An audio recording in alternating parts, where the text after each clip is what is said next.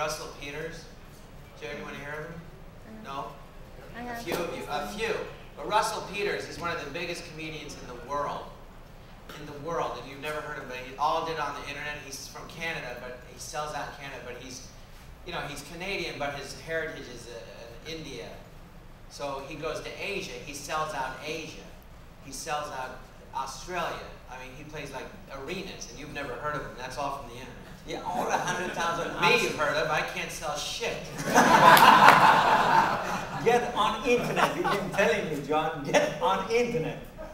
I am on your site. It's really helpful.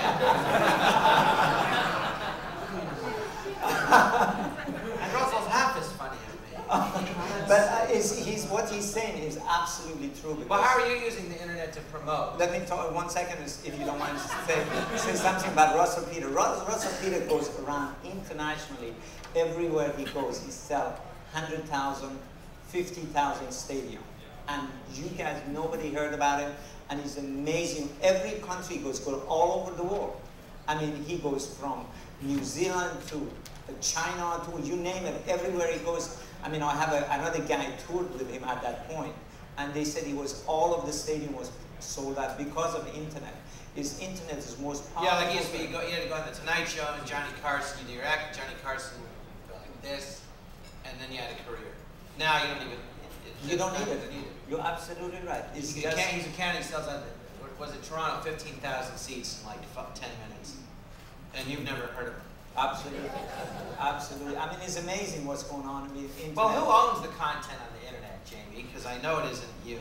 No, it's not me, and I think it's power for all of the comedians. They have their own content, and you know, the time I was a little bit ahead of the curve. I had installed 3 HD camera in the club, and I got a bunch of comedians, about 500 comedians that they signed with me. I have over 1,500 hours of comedy material that is all made for internet, and it's everybody. I'm dealing with Yahoo, Google, everybody. They want that content. So who owns it? You with the comedian? Me with the comedian. Comedian, they get a percentages, and I get a What percentage are they getting?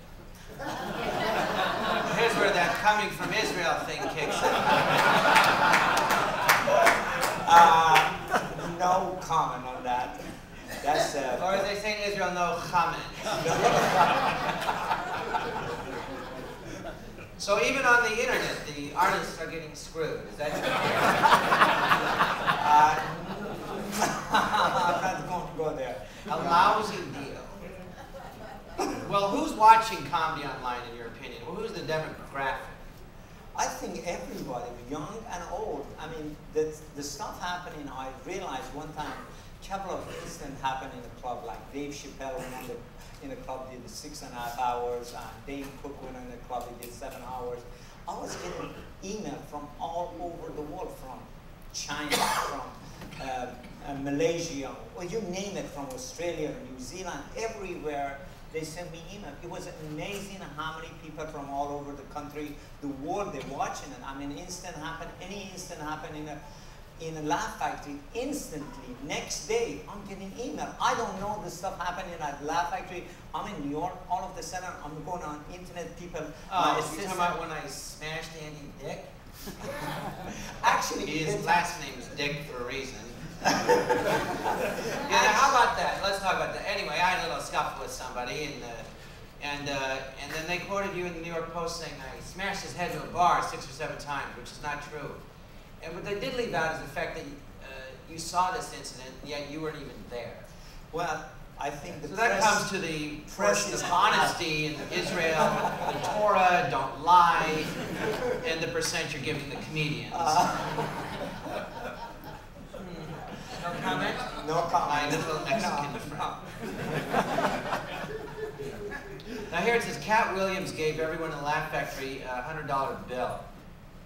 Did you get a big response online from that? The amazing thing happened. It was one of the comedians, he owed all of his career to Laugh Factory, and so he came